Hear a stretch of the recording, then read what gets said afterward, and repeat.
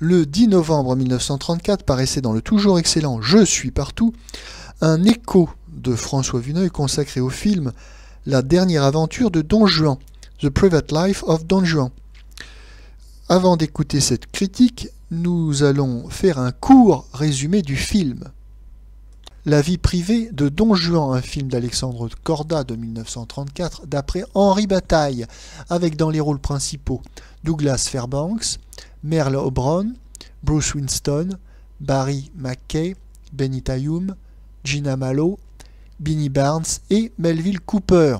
Le sujet, après 20 ans d'absence, Don Juan, c'est-à-dire Douglas Fairbanks, revient triomphant à Séville, où l'attendent de nombreuses dames à charmer. Mais le séducteur n'est plus le jeune homme qu'il était et commence à être fatigué par tant d'acrobaties. D'autant que sa femme Dolores, Benita Hume, le menace de le mettre en prison s'il ne revient pas au domicile conjugal. Quand un imposteur se fait tuer à sa place, Don Juan voit alors l'occasion de disparaître.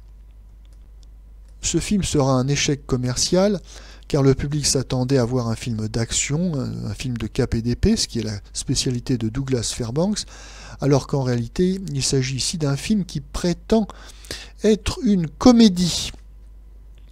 Une comédie qui joue beaucoup sur le second degré. C'est un film britannique, rappelons-le.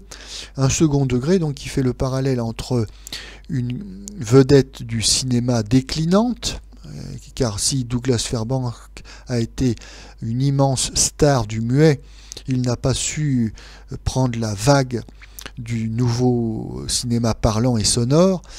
Donc un parallèle entre le déclin d'une star de cinéma et le vieillissement d'un grand séducteur, un Don Juan vieillissant qui n'arrive pas à avoir le succès qu'il avait lors de ses jeunes années.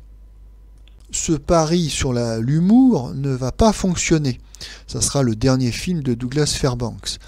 Et si c'est un échec donc professionnel, c'est aussi par coïncidence un mauvais moment à titre personnel, puisque son épouse, Mary Pickford, qui était également une immense vedette d'Hollywood, Mary Pickford va demander le divorce, et ce divorce sera prononcé lors de la sortie du film. Donc vraiment, on peut dire que c'est un film à la fois un peu prémonitoire et puis plein de coïncidences malheureuses avec la vie personnelle de ce grand Douglas Fairbanks.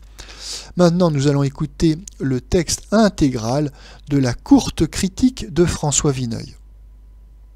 La dernière aventure de Don Juan au cinéma Byron.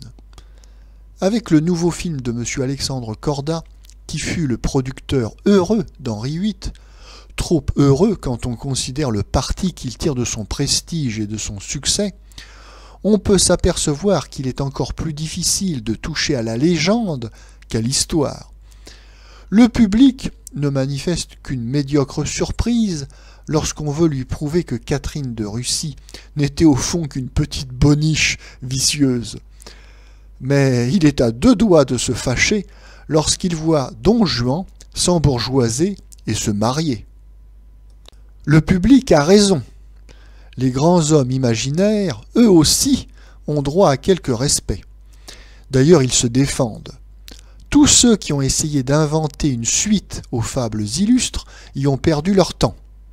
La rallonge que messieurs Corda et Janson adaptent vaille que vaille à l'histoire de Don Juan à la banalité de n'importe quel feuilleton américain. 2 ou 3 éclairages à la Goya font ressortir mieux encore le facile clinquant de tout le reste. Le rôle de Don Juan fatigué est le signal de la retraite définitive pour Douglas Fairbanks, qui n'aura pas su partir à temps. Cela n'est pas fait non plus pour égayer ce spectacle, qui voulait peut-être paraître spirituel.